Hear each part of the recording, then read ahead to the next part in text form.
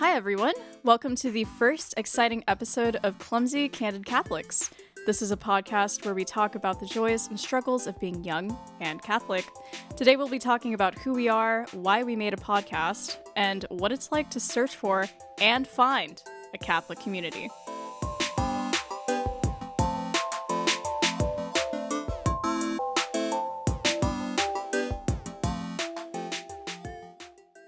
Welcome, folks. My name is Lorraine, and I'm joined today by my best friends Emma and Teresa. Hello! Hello! We are three college seniors in Seattle who work together at our local Newman Center, and we also live together. We decided to start a podcast because we wanted to share our experiences as young and clumsy Catholics.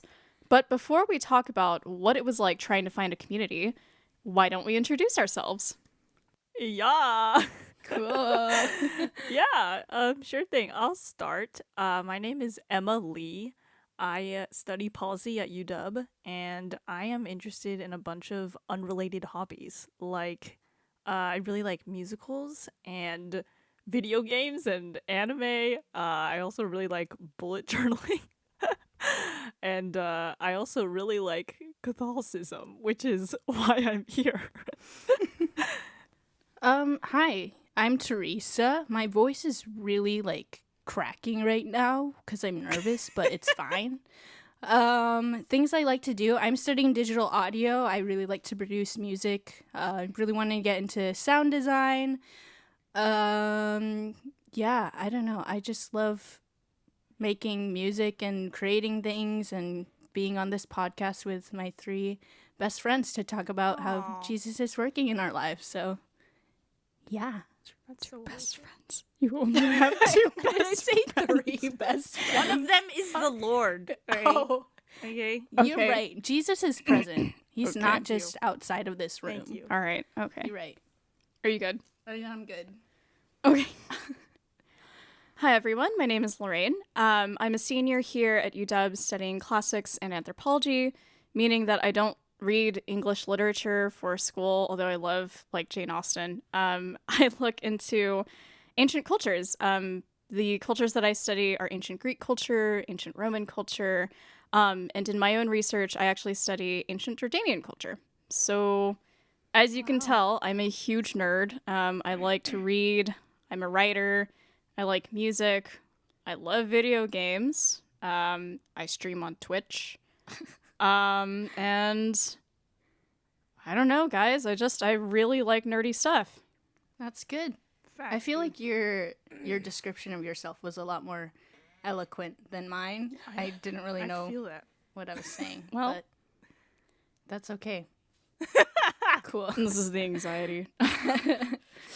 Well, thanks everybody for introducing yourselves. Some of the listeners might be wondering, how on earth did this podcast come about? Some of our listeners are friends of any of the three of us. Maybe you know all three of us and have encountered our chaotic selves sometime at the Newman Center. Teresa, do you want to talk about this podcast and Yeah. why we started it? Yeah, so this podcast was from the result of the quarantine, essentially. I think, the three of us serve on our Newman Center's ministry team. And so we were trying to come up with ways to use social media as a means of evangelization and outreach. And so originally I had this idea of we can post more on our Newman Center YouTube channel and do Ascension Presents style videos with students. But then eventually that evolved into creating a podcast. And just have this environment for three of us as college seniors to talk about the faith, but also specifically talk about the faith as a young person, which is can be really hard to navigate if you don't have, the resources to. And so we wanted to just have this open, candid conversation about what are the struggles, what are the joys, and how can we walk on this journey together, essentially. But if you're looking at your phone right now or wherever you're listening to this podcast, you probably see our little podcast icon has a instant noodles cup. And so if you're wondering why that is, we wanted to just really showcase the feeling of being a college student or a young person. And so we wanted to combine these two things of being Catholic and also being young into one thing. And so that's why we called ourselves Clumsy Candid Catholics, because we don't really know what we're doing, but we're trying to get to the Lord, essentially. Wow, But- yeah. Well, thank you for the succinct description. Yes. So you mentioned noodles. Question about that. Before this podcast aired, I saw that the account posted 3 different images. We'll put it that way, including drawings of ourselves, our majors, and who we are as instant noodles. Can you elaborate, the both of you, on why you chose your noodles? Yeah, so essentially, if you haven't seen those posts, basically they're just like short descriptions of who we are. And one of the characteristics we wanted to tell was which instant noodle ramen we identify with. So, Emma, do you want to say why you chose yours? Sure. Here's my thing. Mine was not very, it's not deep. Mine was Chinese onion. Mainly because I am Chinese. And if you've ever watched the masterpiece that is Shrek, Oh man. there's a line where Truly. he says onions have layers. Oh man. I'm a layered person. Oh, I'm man. Chinese Yeah. and I'm an onion. So I'm like, what better choice? Wow. Am I I feel wrong? like that's pretty deep. I like though. how she says it's I not that really, deep. I did truly think about that. Oh man. I thoroughly. think that's more philosophical than mine. TBH. Yeah. Well, what's yours? Let's describe it. Okay, I just went with like the basic top ramen, but shrimp flavor. I've actually never had that flavor before, so I don't know what it tastes Oh. like. But Interesting. I just wanted to like find something that really enveloped this characteristic of being small, because I am a small person. And so I felt like shrimp was the perfect choice, You just don't you just think of shrimps when you think of small things? I mean, you're not wrong, Yeah. They are. Okay, they can be exactly. small. But listen, there's another part to that too. What was the brand of ramen that you used? Oh, I just did top ramen. Exactly. Top Ramen? That's a well-loved ramen brand. Yeah, it is. Loved by everyone. Exactly. You are well received. Yes. Thank you. I try. So that's why I chose shrimp top ramen. Precisely. And you, Lorraine, you have to talk about your choice too. Yeah, I realize this. So I chose the maybe lesser known brand of Samyang noodles. It's from Korea. So I've been really guilty of constantly eating a lot of Korean instant noodles within the last 6 months. Yeah, I specifically chose the spicy cheese flavor. I know that might sound hubristic to some people who have never had it. I promise it's delicious, and you should definitely try it sometime. However, the reason why I decided to choose cheesy, spicy noodles, okay, first of all, you have to eat it dry. But second of all, this is a hazard to my health, and yet it is my favorite type of noodle to have. I think that says a lot about who I am as a person. I'm lactose intolerant, and I have a very strong sensitivity towards spice. So this is not for the faint-hearted. Yeah. But it is a delicious noodle. that's it true. really is. It's kind of who I am as a person. Not for the faint-hearted, potentially hazardous to lactose intolerant and sensitive stomachs. Yes. Well, Lorraine and I literally had instant noodles an hour before this, just to get ourselves into the spirit. Well, of I felt the advent of a stomach ache coming, so I took Pepto-Bismol me before we Oh started recording. no! Okay, I but- definitely felt that. That's another thing though. Is when we're living together, we just we enable each other to eat instant noodles. Yeah, Because it's not good. Teresa will come out with a bowl, and then both Lorraine and I will smell it. We'll get And we'll really be like, jealous. suddenly I want instant noodles. Well, Emma went. You went on a break from instant noodles for a while, Because didn't you? we were eating it every night. They're good. It's true. Okay. That's And true. this is why we have instant noodles as our mascot. Okay, but one more thing. We have to shout out our amazing artist friend, Olivia. Oh my Yes, gosh. absolutely. Yes. Who drew this icon for us. It's freaking beautiful. She's like Absolutely. so talented. honestly, Amazing. yeah. Wait, she has an Instagram. Oh Hold on, yes, please shout let her me, out. Let me find it. Okay, so her name is Olivia DaCosta, and she is somebody who also goes to our Newman Center. But yeah, she's an incredibly talented artist. So she, made our icon. But if you want to follow her on Instagram, her handle is OCD Costa O. We'll probably put that in the show notes for people who want to. Absolutely. Check it And, out, but- you know, as a person who has many artists in the family, it makes a big difference when you're able to support people like that. So For sure. go and do that. She's We great. love our Fantastic. local artists. Well, thank you both for answering questions surrounding your instant noodles. I think it's about time we answer our questions concerning Catholic communities. Before we start, just want to put out a disclaimer. So none of the three of us are theologians. Yes. We're very not qualified. One of us is a nerd. Actually, all three of us are nerds. One of us just happens to be the super nerd. Yes. And yeah, we study our faith. We take it very seriously. We, try to be as informed as we can when we're talking about issues of Catholicism and whatnot. But again, we are not theologians. There are other learned people out here who can probably answer your questions better than we can. But you asked us. And so therefore you get the clumsy, candid Catholic perspective. Exactly. We're also not authority figures, so please don't take anything that we say as your bread and butter or as gospel, because we are just three young women who are doing our own things in our own ways, and that might not Directed work by for the you. Lord, of course. Yes, of We're course. trying. Yes, of course, Mind you. mind you. So there's our disclaimer. Wanted to say thank you to the listeners who haven't even listened to anything more than our trailer episode. Yeah. But sent over a list of questions. We have a lot of questions that we can talk about today. So thank you very much to those who sent in questions, especially our beloved Liz Revilla. Yeah. Thank you for your support and your love.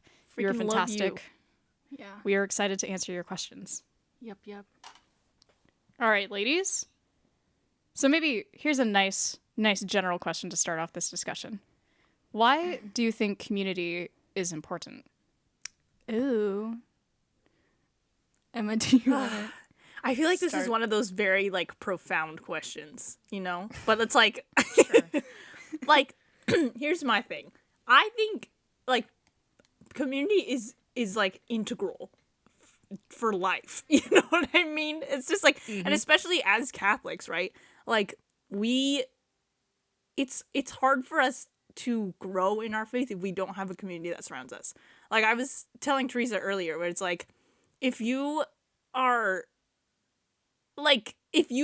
going and trying to grow in your faith just by yourself and you're isolated and you don't have anyone to push you or go along with you in that faith journey, it's going to be so much harder. So it's if you have a community, I don't know, that's why I think community is so important, especially in faith, but in everything else too. Right. Yeah. I mean, we're a part of the body of Christ. Right. We're all in this together, essentially. And so to say, oh, I'm just going to figure out my faith by myself, just me and God, your relationship with God comes first before anyone else's. But you also need other people who are walking with you. Exactly. People to pray for you, people to challenge you. And so I think especially being a young person, being in college, at least for me, if I didn't have, a solid Catholic community in my life, I would be really lost. Yeah. So Yeah, and I think, the both of you raise really good points. I think my contribution to this question is, we're talking about ways that it benefits us, but it benefits everyone else who is involved in communities to feel connected, right? We as people, we're not meant to be alone, right? No person is an island. So a lot of difficulties arise when you're not connected or integrated with other people in your community. I think people can feel this in their classrooms when we're doing things like school. Maybe you can feel this way at work. But, when we're talking about things that are as difficult and really challenging, the way that faith is, right? Invisible things. Mm-hmm. I don't know how people think that they can do it by themselves. And it becomes so much easier when you have other people that you can share your life with. Yeah. Oh, for sure. I really like what you said about, like, yeah, it benefits us, but it also benefits other people to be a part of community. Because if you think about it, like, God gave us all gifts, and if we just keep that to ourselves and are not sharing it with other people, then it's like, what are you using those gifts for? Yeah, exactly. And so to be a part of a community is like, you do grow from it, but you are also helping other people, become saints as well by contributing the gifts that God has given you. That's so absolutely true. Yeah. Yeah, absolutely. Well, all this talk about why community is important, let's ask the question of how. So how did you two, and I'll pitch in also, how did you guys get involved with your community? Maybe we can talk about community now. Maybe you want to talk about a community in the past. Any kind of community. Well, I mean, Lorraine and I, it was basically the same for us, finding a Catholic community in college, but you can speak on your own experience too. But essentially what it was somebody invited us to the Newman Center. If you don't know what a Newman Center is, it's basically a Catholic church like that is placed on a college campus that is like meant to serve college students and help them grow in their faith. And so they have mass, they have the sacraments, but they also have like programs for undergrad students. Ours has a program for young adults and grad students. And so essentially it is just like a hub for young people to cultivate their faith during their time in college. And so, yeah, I got involved with the Newman Center because somebody just simply texted me and was like, hey, I know you're graduating high school soon. There's this Catholic community at the university. You should come. And then I was like, okay, well, I need a place to go to mass, so I'll go. And that was it. So it wasn't really anything super special. Yeah. I think, well, because I'm an out-of-state student. And so, like, the reason why I really got involved with Newman was, like, in high school, I was really involved with my own youth group. And so I just felt like I needed to, like, continue that, you know what I mean? And so, like, when I got to UW, I like, went to mass, and then there's a peer minister in the back. Or, yeah, there are these people called peer ministers at our Newman Center who, like, live at the church and work for the church. And they're like really integral to our community, but one of them was at the back and I was just like, hey, how do I get involved? Like, I'm a freshman. And like, I just want to say our Newman Center is wonderful. Like, oh yeah, some of the most welcoming people in the world probably.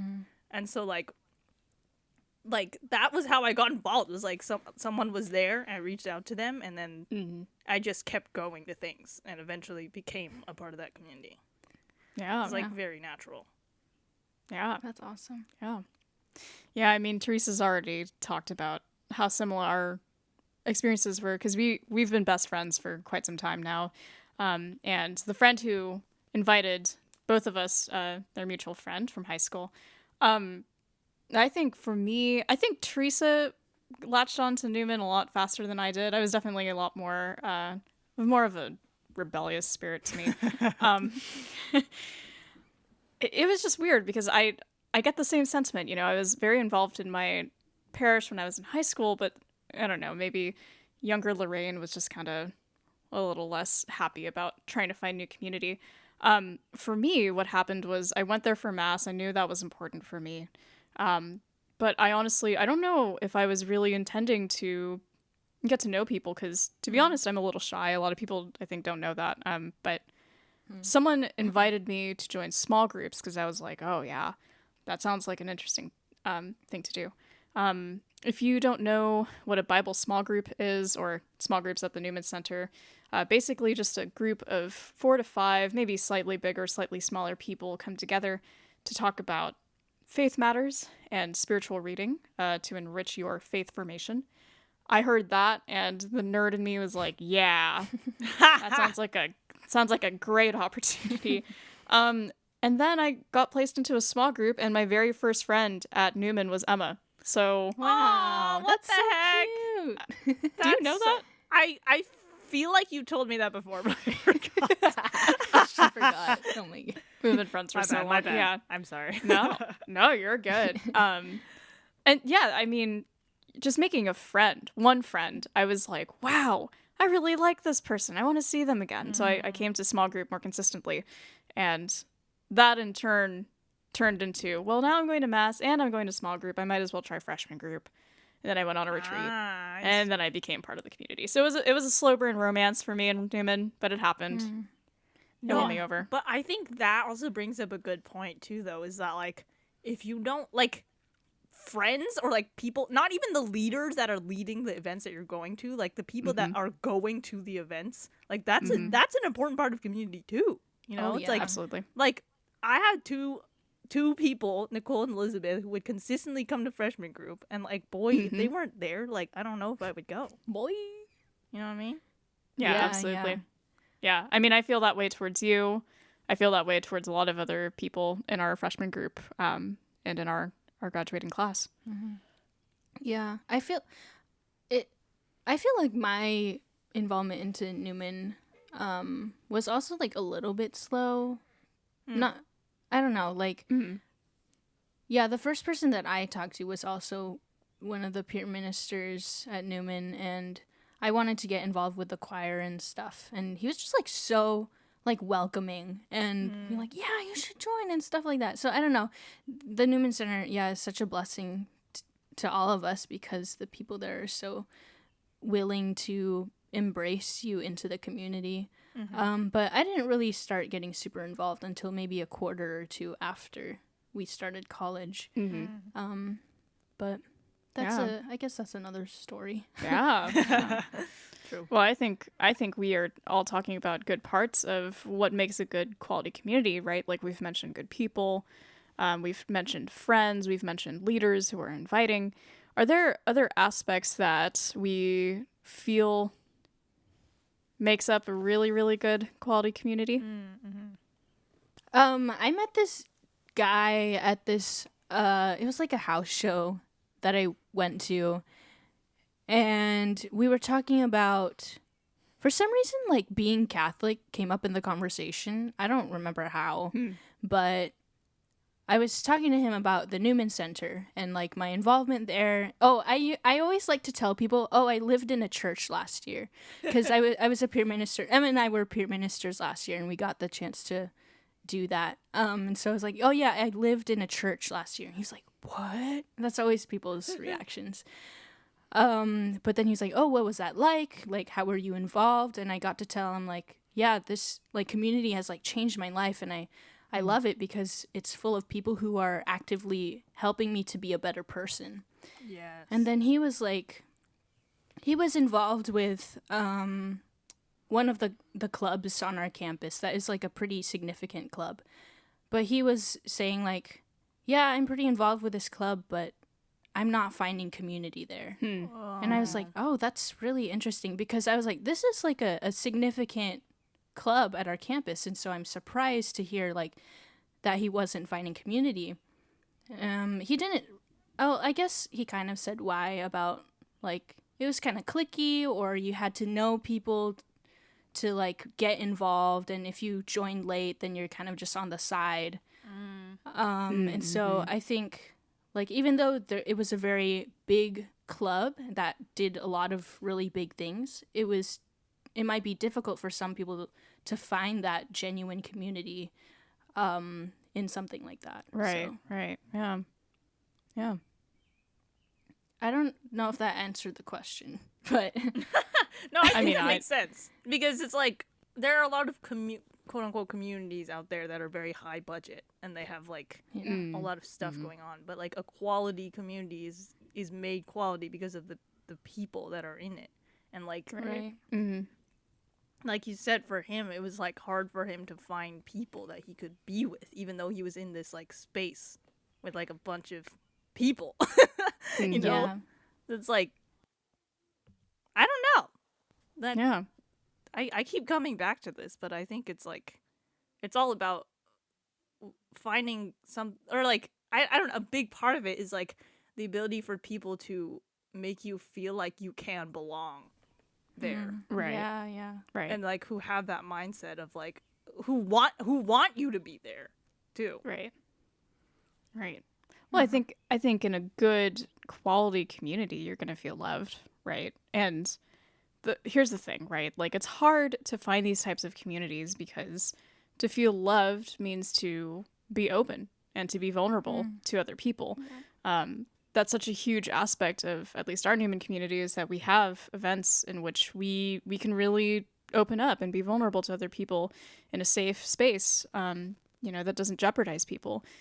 That might not be true for other communities, religious or non-religious, and that can be difficult, right? Because then you're communicating over surface finds or shallow conversation that might not lead anywhere. You're filling up time, right? Like you're in a high budget space. Okay, cool. You guys are doing activities together, but it has everything to do with integration and truly feeling seen. And not just feeling seen, but knowing that you are loved. And I think that's meaningful in quality community. Yeah. And this isn't to say that club that he was talking about is a bad one. Yes, like for it's right. a very Yes, good absolutely. one. I've heard lots of many good things come from that group, but it's like, yeah, it's about the people, and I think it goes farther than the more general qualities of, oh, we put on this huge event, or we get these number of people, or I don't know. Even thinking about the content, like the content is important in your club, but really what matters a lot is the personal relationships that you are building. Oh, for sure. Within that Yes. community. Yeah, for sure. And I really liked your point about like, and you have to, there's a certain level of vulnerability that comes with that. Because if you're seeking, genuine community where you desire to be loved, you have to be willing to open up your heart a little bit to other people. Right. That was literally exactly what I was like also.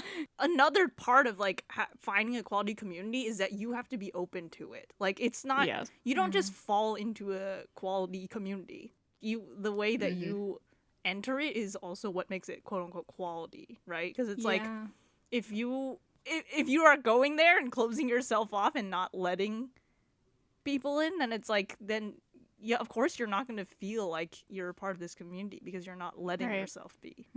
Right, absolutely.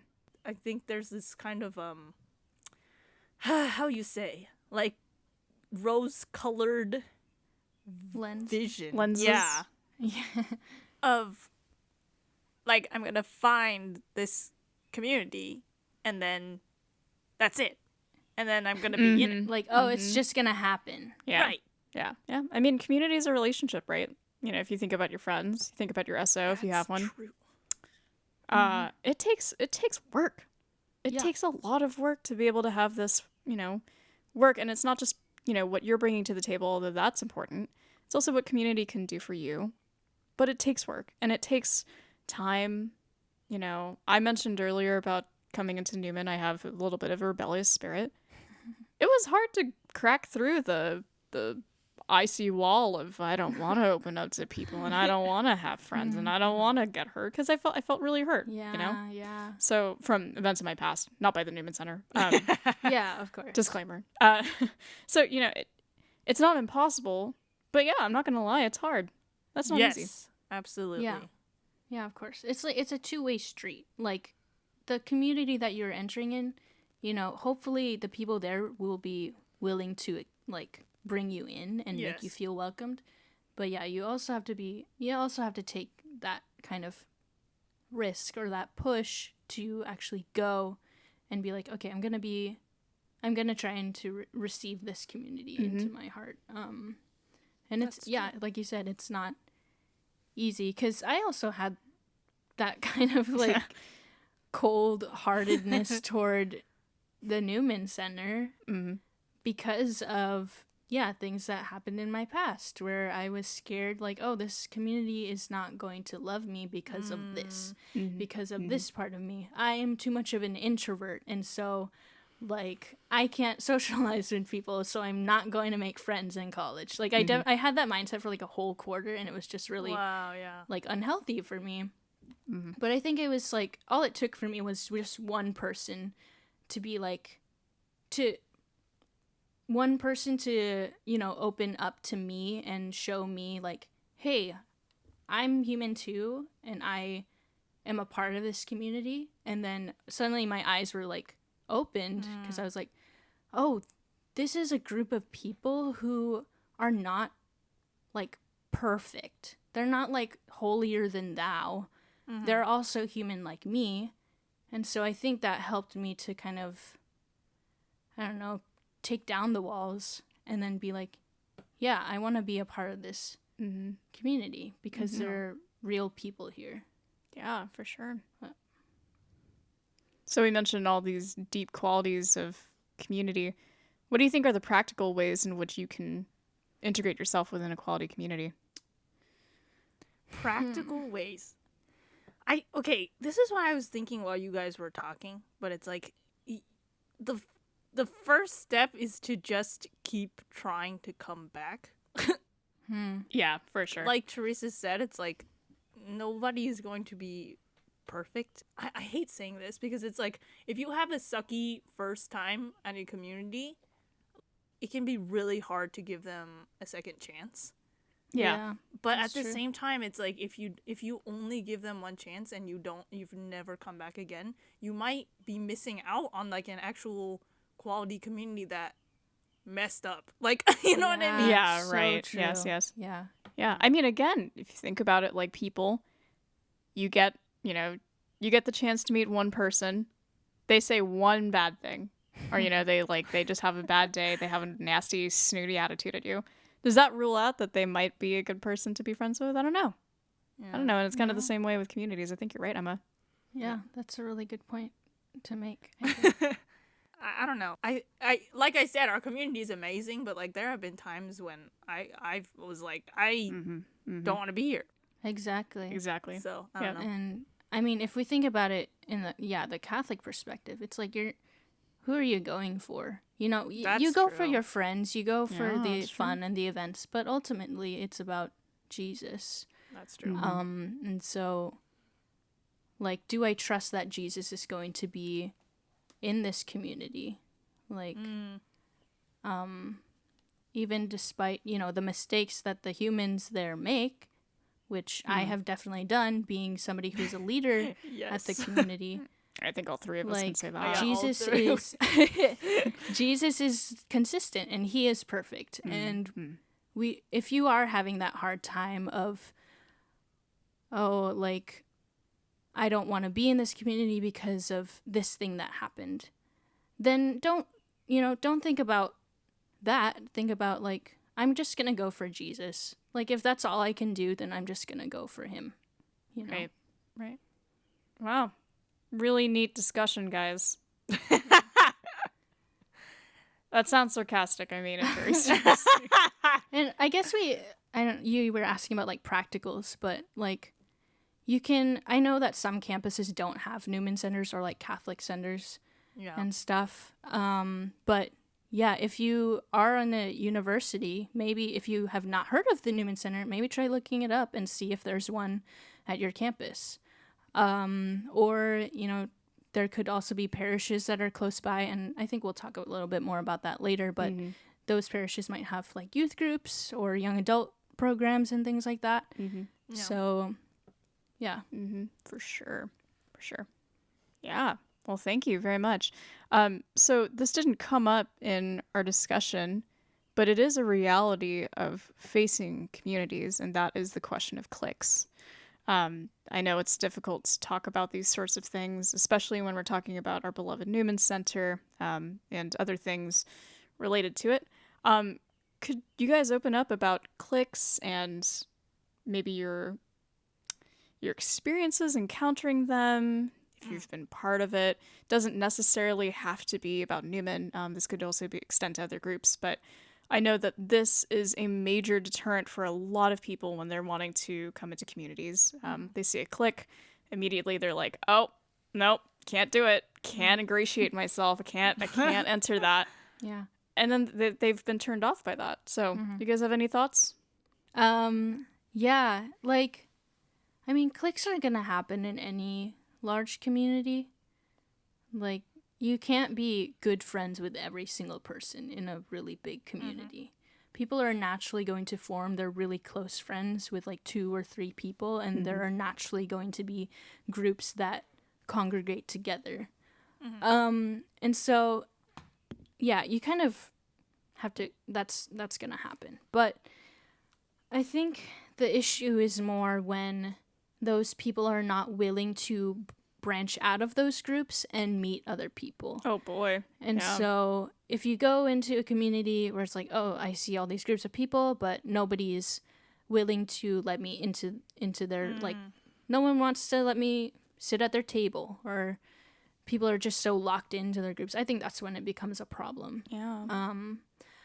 I feel like with our Newman Center, at least, that doesn't seem to be too much of a problem. Like, yeah, there's groups of people who like to come together, but I would say that for the most part, people are very willing to let new people in and sit at the table with them and stuff. I'd agree. So, Yeah, I think it's like kind of twofold in the sense where I think we need to realize that cliques are not as like hard set as we might think they are. You know what I mean? Because like my conception of cliques comes from like Mean Girls, where it's like these people are sitting at this table, and if you approach them, they won't want to talk to you. You know, it's like, but it's like, how often is that the actual reality? Where like you enter a group and suddenly everyone's like, like, you know, yeah, so everyone looks at you and like, yeah, exactly. I just realized no one can see me. She just looked menacingly in the distance. Exactly. It's like, yes, it is inherent that if you are new and like people don't know you, they're going to be a little bit more uncomfortable. That's just a fact of being a new person. Like, you know what I mean? Like, because these people have built relationships for like years and they don't know much about you. They don't know how to connect to you yet. So it's like, I think one part is like, we need to be more okay with being uncomfortable a little bit. Like, if you're a new person and you're coming in. But I also think that the bulk of the responsibility for making someone comfortable should fall on student leaders, like you were saying, Sati. Like, where it's like, it should not be on the new person's, it shouldn't be on the new person's back, like, to be like, oh, I shouldn't be uncomfortable. You know what I mean? Like that's so unfair. I'm so confident. It's unrealistic is what like, that is. that's very unfair to that new person because they're already at a disadvantage, right? Yeah. So it's like, that's why I think in this we have to speak to like student leaders. Like, it is your responsibility. If you see someone new, you invite them in. And I mean, that doesn't really solve the fact that there are cliques, right? You're just bringing them into a quote unquote clique. But it's like, yeah. I think the issue or like the crux of that problem of cliques is that people feel like they can't join. And so it's like, if you make a conscious effort to make people feel like they can join any group, then that's fine. But that responsibility lies on student leaders, is what I'm saying. Yeah. I think you're right, Emma, and I think that is such a good point to make. You know, when the both of you were talking, I couldn't help but think about times past. I sound so reminiscent when I say that. I'm only like 21. I'm not even 22 yet. But really though, I think about in high school, you know, it was a privilege and it was an honor to be able to serve in so many clubs. And I remember being a hot-headed young person who was so happy to be part of the popular clique that it felt really nice to be seen, you know, really, really wonderful for people to know my name and associate me with good things. But I just happened to think there was one time I went out to a restaurant with my family, and the waitress there, she looked so familiar. I was like, huh, I feel like I've seen her before. Turns out she was someone I went to high school with. I couldn't even remember her name. And this is my graduating class was like 80 people. 80 people, we were a very small high school. So, she came up to me. She's like, "Hey, Lorraine, how's it going? Like, how's college?" And I was like, "I'm really sorry. You do look familiar, but do I know you from somewhere?" And you could just see the visible pain on this person's face of, sad. wow, like she really doesn't remember me, right? Whose fault is it that I didn't remember her, right? Because here I was, part of that very popular clique of students in high school. We didn't branch out to people, right? Because we were so established and it was our job, but things are hard when you're in high school and you have a million things on your head. In college, though, and in the workplace and other places as an adult, you relax a little bit more. It's not as crazy, I think. Sometimes in some ways it's crazier. But this is driving Emma's point home, right? Like, it wasn't her fault that I didn't know who she was. Yeah. And I see. It's not the fault of people who come out to large events. Yeah. That they feel unseen. That's not their problem in that way, right? Yeah. That's there's a responsibility there, even if we don't really want to throw that word out. But really, who's the problem here? Like, what's the problem here? I think it's like people are scared of going back to that discomfort. Yeah. Because it's like, for me, I'm very shy. And so for me to go into Newman, that was hard because this is a new group of people. I'm scared. I'm uncomfortable. Mm-hmm. Now, I'm very comfortable. I've, taken a lot of leadership positions in this community, and I feel like I know the majority of people who are going to this community. And so I'm comfortable. I'm in my circle. But then somebody new comes in, and it's like, now I have to break the circle. And do I want to go back to having to experience that discomfort again? No. Mm-hmm. But that's true. Like, that person is also in my shoes when I was a freshman. And so they're probably more uncomfortable than I am. So I'm going to make that, quote, sacrifice, I don't know, to break the circle and then close it again by bringing them in, making that circle whole again by bringing them in. Yeah. And over time, you make the circle bigger and bigger, which I think is a good thing.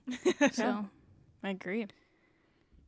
But yeah. I also want to add one more thing where I think, just speaking on like my experience as like a freshman who was coming in, I think one of the most uncomfortable things was like when you were in a group of like upperclassmen and they would just talk about this inside joke that you had no idea what was going on.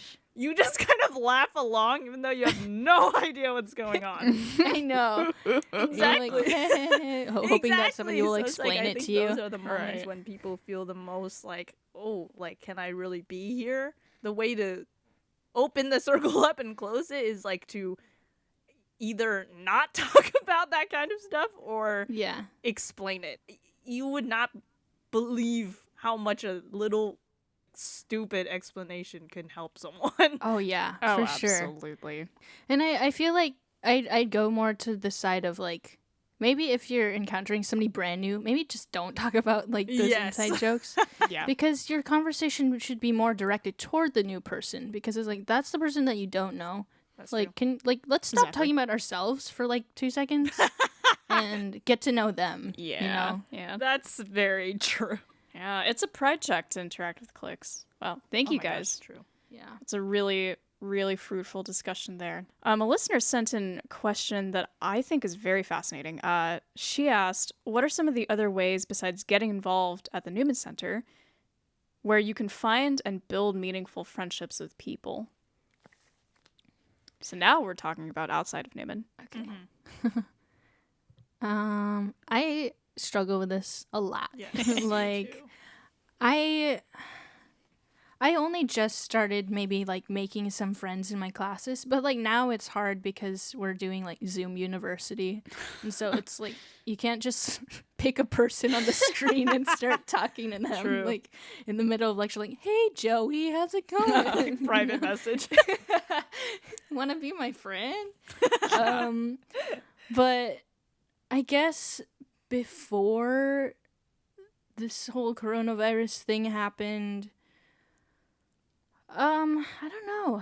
What was the way that I approached like making friendships in college? I mean, at first it starts with, hey, I'm Teresa, and then you like introduce yourselves, and then you kind of first start off as just like homework buddies. But I think it's like you have to make that step of vulnerability to ask them like, how are you? How was your weekend? And actually wanting to know, not just using it as a filler question for the silence. Right. And then, asking them to go to lunch or whatever. And so, like, you're not, in some cases, it's not going to be like you click right away in class. You kind of have to take those steps toward building a friendship and actually caring about them. But Yeah. I can say that for me, I actually feel like I feel like my problem was getting involved in Newman to begin with, because when I came to college, I realize some of the listeners are probably not going to know this. I was a pre-med student before I switched over to classics, which was interesting. We'll put it that way. But especially in pre-med, pre-health classes, maybe in some of the bigger departments at your university, there's a million people. If you're wanting to survive something as competitive as that, if you're wanting to, genuinely do well in your classes, you have to find study partners. And that's what happened for me. My freshman year, sophomore year, I made friends with this really, really great cohort of people that I actually still talk to some of them now. And I would still consider them some really, really good friends. Even though we don't, we have nothing in common anymore because I left that major. So, maybe it can have origins of, I need a study partner and I need to do homework together. But really, branching out from there, I think, is the hardest part, right? Because, you're studying, but to ask someone, hey, do you want to get lunch? Hey, do you want to go get coffee? Those questions are hard, right? Your relationship building. Again, the whole concept of community falls back on this relationship between people. Yeah. So the things we've said before, all about vulnerability, opening up, that's going to hold true for people outside of your Newman Center or outside of your church. for sure. But understanding and realizing that people everywhere are hungry for God, whether or not they realize that or not. And that manifests, it really comes out as they want friends. They want to feel connected. So you can rest assured that there will always be people who are wanting to find friends. They're probably just as nervous, if not even more nervous than you are. And taking that first step, right? Taking that first step can really push you far. So try it in the classroom. Go to another club. If you play sports, you know what I mean. Like, I'm sure your teammates probably are looking to make friends when you roll up for the first class of, I don't know, judo or taekwondo or something like that. Because you do judo. Well, yeah. She does. She does. She does that. But, yeah. Oh, okay. Yeah. Sorry. I got focused on judo and then I got distracted. No. I think that's a really, really good point. And especially the part where you're saying, like, I think a part of everyone is, like, hungering for God a little bit, even though they don't know. And, like, I've not really struggled with making friends, quote unquote, friends in class, where it's like, I always have someone that I sit next to and talk to in, like, every class, but like, it's like, that's not really a friendship. Yeah, like, I'm friends with them for the duration of that quarter. Yeah. And then after that, it's just like, okay, we're Facebook friends, Oh, boy. And so I wanted to bring up this story about, like, one of our friends, Luciano, I went bouldering with him one day, and this boy, like, there was this really, really bubbly girl that we met at bouldering. And I don't know, she was just, like, literally the sweetest person I've ever met. And, like, I was like, oh, I'm kind of sad that, like, after today, I'll never talk to her again. Like, I had come to terms with that fact. But, like, Luciano was like, hey, let's go like ask her for her number and like stay in contact with her. And that's why I think he is very good at that, and that is something that I need to work on. Where it's like even because I'm like I really love that girl, but like I would constantly forget to reach out to her unless Luciano reminded me. You know what I mean? So it's like that is something I need to work on. Where it's like I don't know, it's the burden is kind of on you to like build a meaningful friendship outside of Newman, because it's like you don't have the opportunity to just keep being with them in the same physical space. Like you actually have to. I don't know. It's so hard. I'm the worst at it. Like I have tried and failed with many people, but I'm lucky that I've tried a couple of times and it's worked. Well, there you go. You're okay. There's the word. I was hoping it would come out.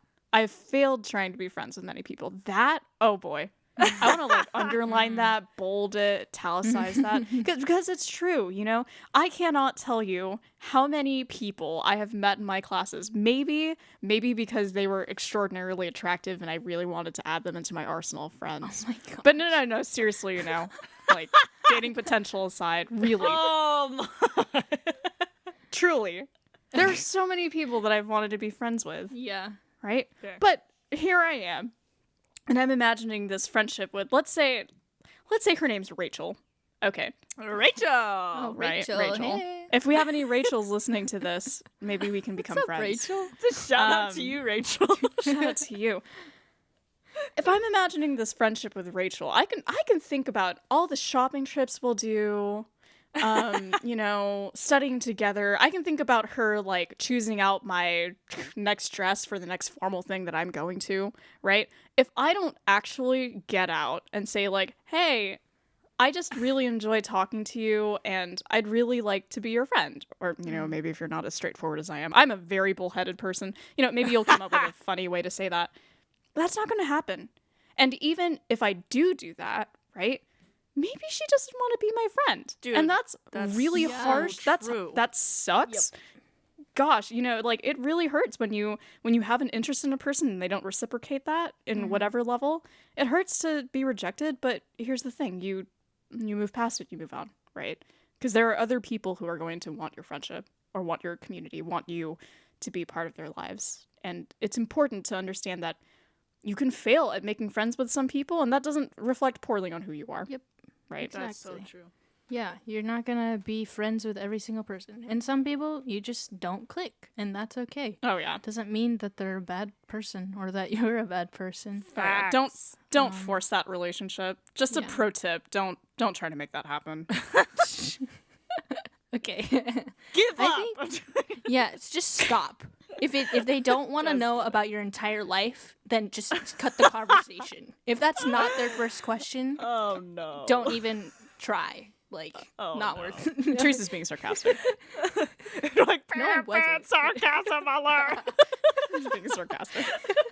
Yeah. The sarcasm dog is barking. Boop, boop. Exactly. I don't remember what I was gonna say. You guys basically said everything that Great. was on my mind. Well, so- maybe it's time to talk about the most, I don't want to say controversial question, but maybe this is the hot question of the podcast that's come through. Yeah. Because I think this can spark great discussion. Okay. It's a talk about FOMO. What And is for those who FOMO? don't know FOMO, FOMO, it stands for the fear of missing out. In which, if you've never felt FOMO, you might be a liar, or you might be supernatural, and that's fine too. I think we've all experienced FOMO. So, ladies, FOMO, Okay. experiences with FOMO, how you deal with FOMO. How do we, connecting back to the topic, it's just like FOMO in general. I think we're talking about FOMO like fear of within- missing out in community. in communities. Right. Yeah, just tag in community.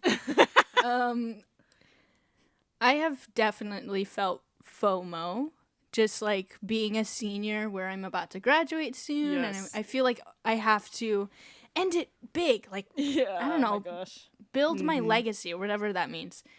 I've definitely felt this fear of like when freshmen come into the community, I'm like scared. Okay, sorry to all the freshmen. I love you guys now. You guys are my friends.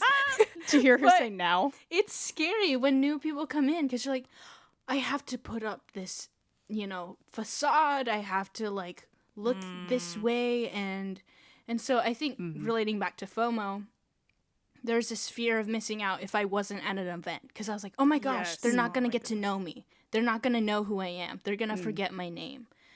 And so I think FOMO, like the core of my FOMO, was not necessarily, I'm gonna miss out on that really cool talk about St. Thomas Aquinas, or I'm gonna like miss out on this thing. It was more of, oh my gosh, I'm not gonna be able to build my legacy if I don't go to these events and stuff, which is bad. That is pride. So. Well, she has explained it. Yeah, funny enough, when I was looking at the questions before we started recording, I was like, nah, I don't deal with FOMO. Come on. No. And then Teresa was talking, and then I was like, I deal with FOMO. I think it's interesting that you talk about pride. My feeling surrounding FOMO is jealousy, and sometimes just straight up envy. And the reason is because, at least at the Newman Center, when we've got events going on, that's just, whether or not it's a fellowship event or it's a learned people event of studying the faith and increasing your faith formation, there will be time for community. And that is very important to me. Not so much to get my name out there, but I love being with my friends. I love seeing the people that I love, and I love connecting with them. So when I feel FOMO, the sense of jealousy comes out where I'm like, my friends are becoming better friends with each other without me. I'm not part of my friend circle. That is so true. I can't talk to them. What the heck? What kind of inside jokes are they making without me? Oh my gosh. The fear of the potential inside jokes. Oh yeah, it's really good. That's the biggest one, dude. Oh man. Yeah, because humor becomes exclusionary, I don't know if you guys have ever my goodness. felt that. But I think that jealousy extends beyond Newman, and it extends beyond my religious community. That's how I feel towards other friend groups that I have going on and whatnot. So, that's just a forever struggle with jealousy and envy. And it's hard when your jealousy does turn into envy because, there is a natural part of you that's like, oh, I feel left out. And that's okay. You can't be mad at yourself for feeling left out at all. But the part of me that says, I want to ruin and destroy what they have because I didn't get a share in it. Whether or not I explicitly say that or I act out on that behavior, that's not good. That's not healthy. And that's really where my FOMO stems from, is that type of jealousy. Yeah, that's really interesting. No, I've definitely felt that. Well, I feel validated. No, definitely. I think you guys both hit it on the head. Hit the nail on the head. Hit the nail on the head. Wrong. Queen of idioms. But yeah, okay, the only other thing that I really wanted to add, though, is that, like, I have to give my FOMO a little bit of credit, too. Right? Because, like, FOMO was what drove me through the earlier years of my college life to go to things. You know what I mean? I know what you mean. Yeah, so it's like, I do not, like, I don't support FOMO culture at all. Like, I'm not gunning for it, but, like, I do have to give it a bit of credit because it's like that fear of like, oh no, like these people are going to be friends. Like I want to be friends with them. Like that was what drove me to go a lot. Like I would stress myself out sometimes. You guys ever be like, I have to go. Did either of you get the friendship jealousy? You know how people have romantic jealousies, and you're like, I can't trust you with that person. All the time. With your friends, you're like, no, don't talk to them. I'm cooler. Oh, wait. I'm sorry. Explain this again. It's like, okay, so you know how in like romantic relationships, right? Let's imagine you have an SO. Okay. And you're like, I don't want them to talk to this person because I don't want them to get close because I need to be there and this is my SO, right? You ever feel possessive over your friends at communities? Because I definitely do. I like make a new friend and then I see them talking to someone else. I'm like, did you just betray me? Okay, yes, I understand. We were friends, but like I was your first friend, right? Exactly. Oh man, that's funny. But I feel okay with your FOMO situation. I feel like, God like blesses that, and he was like, even though she went just because FOMO, like I'm still gonna like bless her with this amazing community. That is true, Teresa. That is very true. Right. Yep. Yeah. Bad intentions, but God was like, purify this heart. Come on. Absolutely. Refiner's fire, ladies and gentlemen. Exactly. Thanks, Yeah. God. Thanks, God. FOMO, man. Well, there's the hot question of the podcast, but we still have 2 more things to talk about. I think this question is fascinating, especially for those who might not be at a university setting. A listener sent in a question asking about a situation where their home parish or most accessible community might not be the same age cohort as them. They mentioned here an older community with a median age much older than them. I know that Teresa and I we actually come from the same parish because we grew up in the same hometown. But I think that there are definitely some interesting things we can say about this. Yes, ladies? Yes? Yes. Heck yeah. Heck yeah. Yeah. Well, Emma, you have like an interesting parish situation. Yeah. Right. Okay, so I especially like this question is interesting for me because when I was in high school, my age cohort was like huge and it was very vibrant. Like, you know what I mean? Like we were there we were bros, we were like hanging out, doing karaoke together and all this stuff. But now that I'm in college and whenever I come back, all of those people are gone.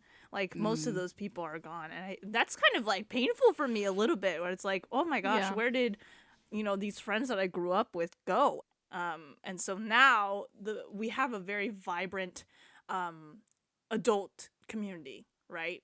And like I'm an adult. Let's be clear, like I'm considered an adult, okay? But the problem is that like even though me and those people are adults and they're wonderful people, like love them, they are my friends too, but it's just different. It's like even if you're like 6 years older than someone, you have a completely different way of thinking already. Absolutely. And so like yeah, I totally understand that, where it's like maybe I don't struggle with the community that's all like elderly people, but like it is like I understand that feeling where it's like you come and you feel like everyone is older than you and you don't really belong, even though those people would love to welcome you in, right? Like they're not like leaving you out. It's just that your lives are different and it's like hard to relate. Yeah, exactly. Yeah. Absolutely. Yeah, you know what? That's really, really fascinating because I at least once a month go back to a community that is much older than I am. And I don't mean by like 10 years, I mean by like 30 or 40 years, or they're much older than I am.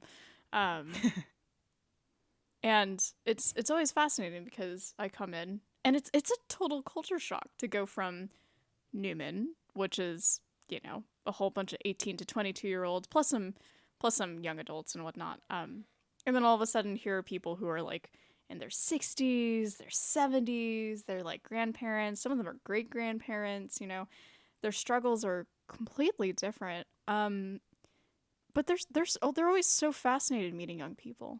I think young people maybe don't think about that. I think sometimes we're always like, oh boy, I don't know what I'm going to be able to talk to these grannies about. And I don't know if any of our listeners are, part of a culture in which speaking to your elders may be challenging or whatnot because you feel that cultural pressure. I'm Filipino, and so I can definitely say sometimes talking to elders can be kind of nerve-wracking because you want to make a good impression, and we have a hierarchy in terms of age. But, understanding that these people, they want to talk to you. They want to hear about your life story, and they want to, for some of them, maybe they want to think about when they were young, and they're like, oh, when I was 21, blah. And they'll pull out photos of their 21-year-old daughter or something like that to compare it to you. But, I think, Emma, you mentioned it. You're like, these people would be very happy to talk, even though it's difficult that, we're 6 to 7 years apart. That's true for a lot of people. And the initial difference can be kind of harrowing. It could be pretty shocking. But really, at least in my experience, I have found that elder people, especially, grannies and grandpas, they love talking to young people. Yeah. Most of all because they're just fascinated by a young person who goes to church, which seems to be less common nowadays. But yeah, I think a lot about. I'm gonna talk about Luciano again. We love Luciano. He's like best friends with so many old people. Oh my goodness, that's so true. Like there's this little old lady at our Newman Center who comes to like Wednesday night mass, and he I think like you and I are like pretty good friends with her too, but he was like her first like best friend in a way. Mm-hmm. And he would just like always talk to her, and I think like that brought her so much joy, and that also brought him so much joy. And there's something to be learned from like the older generation. And maybe like you there is an importance in having young Catholics, if you are a young person, also walking with you. Like that's really important. But let's not like discount the fact that there's still like a good bond that can be shared between you and somebody who's not the same age as you. Yeah. Yes. And you know what? I just thought about it as you were speaking. Elderly people are some of the most lonely people in our community, Ageism is a real thing, and youth is definitely a privilege. It's a proud thing. I never really understood this because, like I said, I come from a culture that, our elders are held in high respect. But, when you talk to people who might not come from that culture, it can be really lonely for them, and they're seeking friendship. They want community. I know that as we age, maybe some health problems can make it very difficult for activities to be accessible for older communities. But, just reaching out to them, talking to them, speaking to them, that really does a lot to heal their hearts from, honestly, sometimes the exclusion of society of these older people. Yeah. And our last question for the podcast, thanks for hanging on tight. If you didn't skip around, we won't know which listeners that are, but this question comes from another listener. They were asking about starting and reviving a community. Like a church community? Yeah, I think so, yeah. Yeah. That's right. I guess this kind of piggybacks on my last thing where it's like I feel like at my home parish, SJCCM, shut up. Yeah. Okay, but anyway, like great thriving community, but there's not like there's no group for me anymore. Like a recent grad, if that makes sense. And I remember I even felt that way when I was a freshman in college. And so I had these like great plans to start up a young women's ministry at my parish. Because I was like, I just like want this community again. Dang, like I want to bring Yeah. it back and stuff like that. And I had like a Google Doc of ideas. But I had no one in mind to come to this group with me. You know what I mean? No. Actually, let me amend that. I did have people in mind, but I didn't involve them in the conversation. And so it's like, I don't know if they want to join or if they're even interested. And my point is that, like, if you want to start a community by yourself, like, it's probably a bad idea. Like, not a bad idea, but a difficult one. Where it's like, I think if you want to start a community, you have to have a foundation for that community of, like, a foundation of people to help you think about why, first of all, why are you creating this? What it's going to be about, and, like, I don't know. It's just, like, you can't be a community by yourself. That doesn't make sense. Yeah. You need like a group of people who are on board with you to jumpstart this idea that you have. Right. Because then that becomes too much of a burden on you. If you're the one in charge of an entire community, then it's like, then your community is just gonna fall apart because it's entirely balancing on your shoulders. You're like, I set everything up. Don't worry, I've got the leaders. It's me. Like, and you guys will join. Like, I'm the small group leader for all 5 groups. Right. Exactly. It's like I will do the small groups. I'll lead the worship, and you guys just come. It's like, oh man, oh man. Right. I mean, you can think about this the way that like people start businesses, right? I have never met a person who was able to start a business by themselves and have it operating for other people in a timely manner that was successful. That's true.